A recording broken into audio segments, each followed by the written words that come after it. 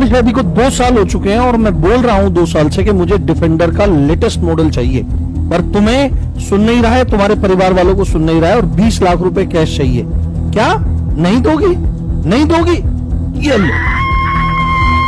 अरे तो मर गई, मृत्यु हो गई। आप सोच रहे होंगे ये क्या सिनेरियो बन रहा है, ये क्या चीज है।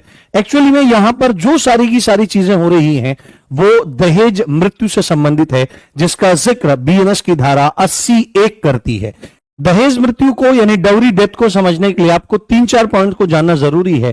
डाउरी डेथ केवल उस डेथ को माना जाएगा जो विवाह के 7 वर्ष के भीतर हुई है, यानी कि अगर 7 वर्ष से ज्यादा हो जाता है और डेथ हो जाती है दहेज के मामले में तो वो डेथ डाउरी डेथ नहीं मानी जाएगी। पहला पॉइंट कि 7 साल के भीतर होनी चाहिए। दूसरी बात है जला करके या शारीरिक चोट पहुंचा करके असामान्य परिस्थितियों में उस महिला की मौत होनी चाहिए।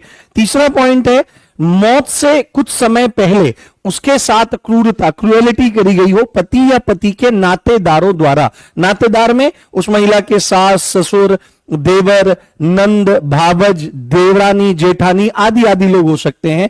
साथ में उस क्रूरता करने के साथ साथ दहेज की मांग भी की जानी जरूरी है। तो ये सारे पॉइंट्स जहां पर मिल जाते हैं ऐसा पूरा का पूरा एक्ट दहेज का अपराध गठित करता है और इसी का दंड भी इसी धारा के अंतर्गत, धारा 80 के अंतर्गत ही बताया गया है, जहां पर मिनिमम 7 साल की सजा होगी और मैक्सिमम आजीवन कारावास तक हो सकता है। तो जिसके भी दिमाग में दहेज का कीड़ा हो उस तक ये वीडियो जरूर भेज दो। और दहेज के लिए एक पॉइंट है, दहेज के लिए मांग का होना जरूरी है, डिमांड का होना जरूरी है, यह भी एक इंपॉर्टेंट पॉइंट है। ऐसी शानदार वीडियो के लिए चेतना सीरीज के साथ आप जुड़ जाइए और ज्यादा जानकारी के लिए इसी शानदार अंदाज में अगर आपको मूल विधि समझनी है तो RWA की मूल विधि किताब को आप प्रेफर कर सकते हैं। जय हिंद।